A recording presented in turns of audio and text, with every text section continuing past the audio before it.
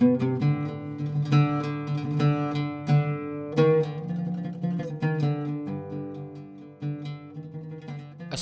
warahmatullahi wabarakatuh. Halo sahabat, kembali lagi di Senja Islami. Pada kesempatan kali ini saya akan mengisahkan sebuah kisah tentang umat di akhir zaman nantinya. Dari sahabat Ibnu Abbas radhiyallahu anhu, sesungguhnya ia berkata, Nabi Muhammad sallallahu alaihi wasallam bersabda, akan keluar di akhir zaman kaum-kaum, wajah mereka adalah wajah anak Adam atau anak-anak manusia. Hati mereka adalah hati syaitan. Perumpamaan mereka seperti perumpamaan serigala-serigala yang membahayakan. Di hati mereka tiada sedikit pun kasih sayang. Mereka mengalirkan darah. Mereka tidak membenci perkara buruk. Jika kamu mengikuti mereka, maka mereka akan mendekatimu. Jika kamu terlambat dari mereka, maka mereka akan mencacimu. Jika kamu mempercayai mereka, maka mereka akan mengkhianatimu. Anak-anak kecil mereka suka berhutang, pemuda-pemuda mereka kurang ajar. Orang tua mereka suka berbuat durhaka. Mereka tidak memerintahkan kebaikan dan tidak mencegah kemungkaran. Mereka juga menganggap orang lain adalah bagian dari kehinaan. Mencari apa yang di tangan mereka adalah kefakiran. Hukum di dalam mereka adalah bid'ah, dan bid'ah di dalam mereka adalah sunnah. Lalu pada saat yang demikian itu, Allah Subhanahu wa ta'ala menguasakan keburukan-keburukan mereka sendiri kepada mereka. Kemudian orang-orang pilihan mereka berdoa, namun tidaklah dikabulkan sedikit pun doa yang mereka doakan. Syekh Muslim Al-Abbadani berkata, telah datang kepada kami Soleh Al-Muri, Abdul Wahid bin Zaid, Utbah Al-Ghulam, dan Salmah Al-Aswad. Mereka pun turun di tepi pantai. Lalu pada suatu malam aku menyiapkan makanan dan mengundang mereka untuk menyantap makanan itu. Mereka pun datang. Ketika mereka telah sampai dan aku meletakkan makanan di hadapan mereka, tiba-tiba seseorang yang berada di pantai berkata dengan suaranya yang keras, celakalah kalian, makanan dan kenikmatan diri itu menyibukkan kalian dari rumah keabadian. Keduanya tidaklah bermanfaat. Utbah pun menjerit dengan sekali jeritan. Lalu ia terjatuh pingsan. Mereka pun menangis. Kami mengangkat makanan, lalu kami tidak mencicipi makanan itu sesuap pun. Sahabat Mu'adz bin Jabal radhiyallahu anhu berkata, Rasulullah sallallahu alaihi wasallam bersabda, akan datang masanya pada manusia di mana mereka menganggap usang sunnahku di dalam masa itu, dan ia memperbaharui bid'ah. Barang siapa yang mengikuti sunnahku pada hari itu, maka ia menjadi asing dan tetaplah ia seorang diri. Dan barang siapa yang mengikuti bid'ah, maka ia akan mendapati 50 teman atau lebih. Para sahabat Rasulullah SAW bertanya, apakah sesudah kami ada seseorang yang lebih utama daripada kami? Kemudian Nabi Muhammad SAW menjawab, iya. Para sahabat bertanya lagi, apakah mereka melihatmu?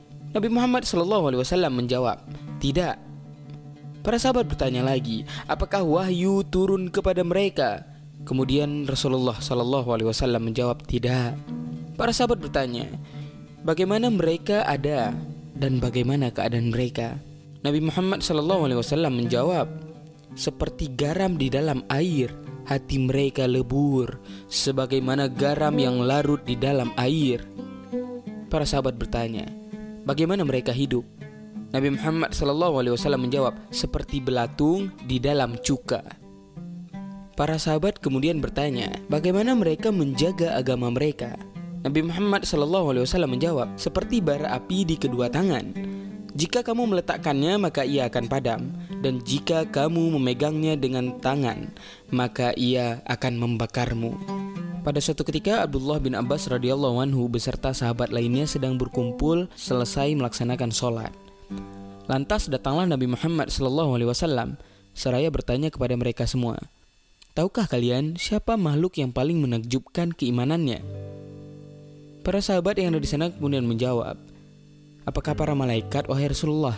Iya, itu pasti. Bagaimana mungkin para malaikat tidak beriman kepada Allah, sedangkan mereka memang ditetapkan untuk mengikuti segala perintahnya?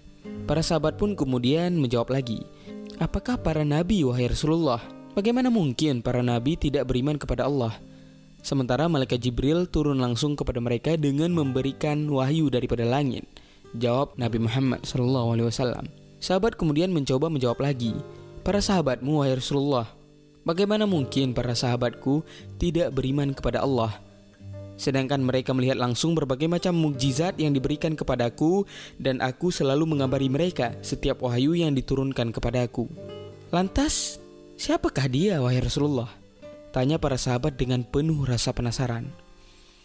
Nabi Muhammad SAW pun bersabda, sesungguhnya orang-orang yang paling menakjubkan keimanannya di mata Allah adalah mereka yang datang setelahku. Lalu mereka beriman kepadaku, mempercayaiku meski tidak pernah melihatku. Mereka itulah saudara-saudaraku, merekalah umat di akhir zaman.